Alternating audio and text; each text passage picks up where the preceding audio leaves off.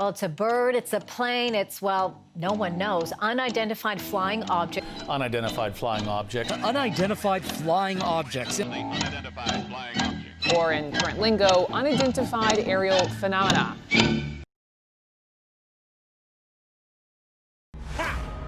What the is that, homie? What the is that, homie? Was a phrase previously only known to be used by homies scavenging through UFO videos in the depths of the internet.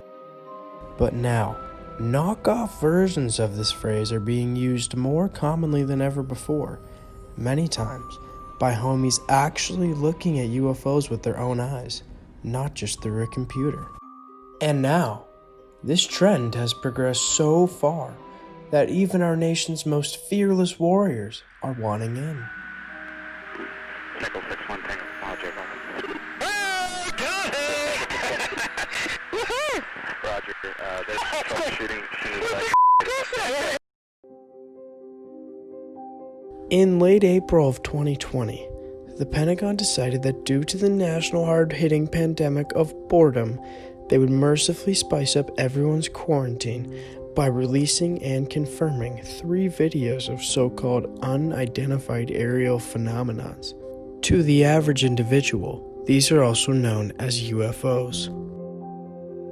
The videos were captured by naval pilots, one from 2004 and 2 from 2015. So what could these flying objects possibly be?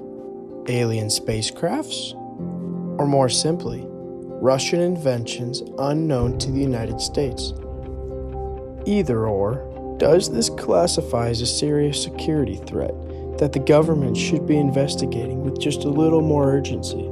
Who knows? Well, actually, there might be someone. November 14th, 2004. It's a clear blue sky.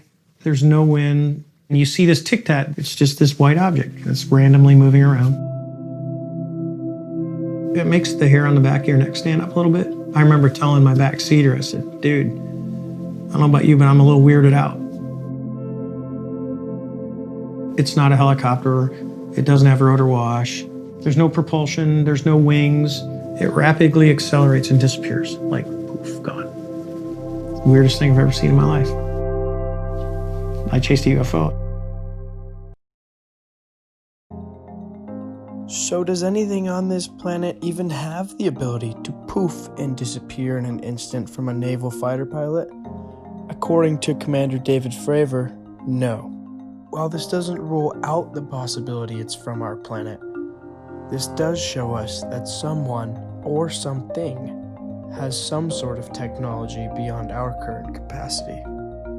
Unfortunately, excluding the 3 videos released by the Pentagon, the government keeps everything they know about UFOs away from the public eye.